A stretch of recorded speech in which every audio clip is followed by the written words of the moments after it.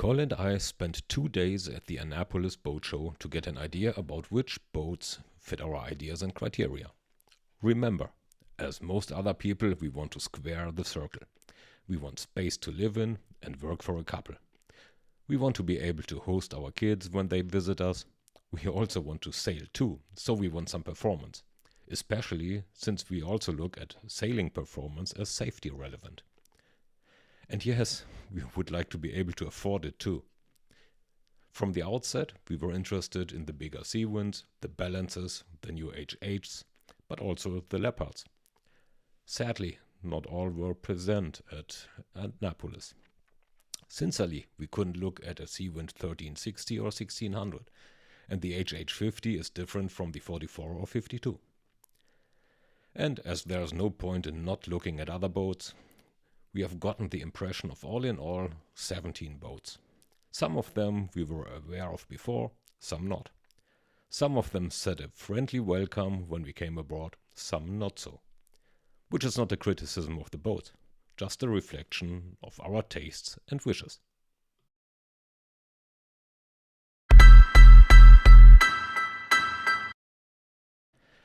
The biggest space on a catamaran is the outside. The decks to port and starboard are also the thoroughfares to the sails and the bows. So we want them wide enough and even enough to get there safely in any condition. Means there needs to be rails to hold on to or to secure oneself to. If there are dagger boards, they shouldn't disturb too much if they are raised above deck level. The cabin roof is where we get to the mainsail. It can also act as a power plant. We need to get up there easily and stay up there safely. The space in front of the salon is both a working and a resting place. On some boats, it is more a workplace. These boats are mostly oriented more towards sailing. Other boats have a big front cockpit. On these, this space is far more of a place to enjoy beautiful weather and a cocktail in the sun. Other catamarans are in between these extremes. Salon and cabins are the main living spaces. It is here and in the cockpit where life and work do happen. This is also where navigation happens. So there needs to be place for it all. 2 workplaces, comfortable seating and dining, inside and out, a spacious enough master cabin along with an as big as possible bathroom. In brief, creature comforts. The second hull needs to have cabins for our kids. The galley needs to allow for meal preparation for more than just the 2 of us. We want it in the salon, ideally in a U-shape, so that the cook is part of boat life.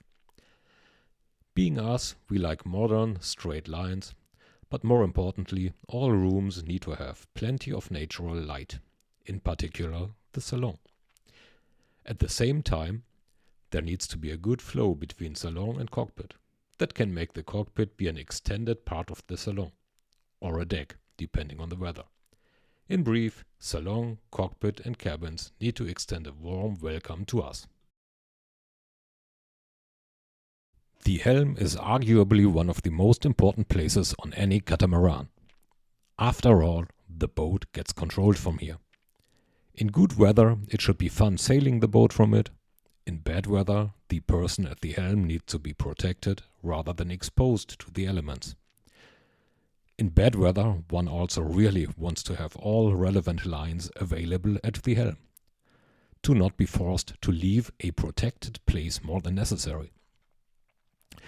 There are so many different configurations.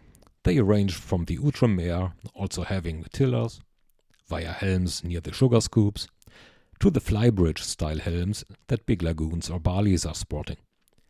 In between we find configurations with 1 or 2 helms at the rear bulkheads, with or without a mezzanine, and the new style of Versa helms that let the helmsperson change position, depending on weather and situation. And then we also have catamarans with front cockpits and the helm inside the salon.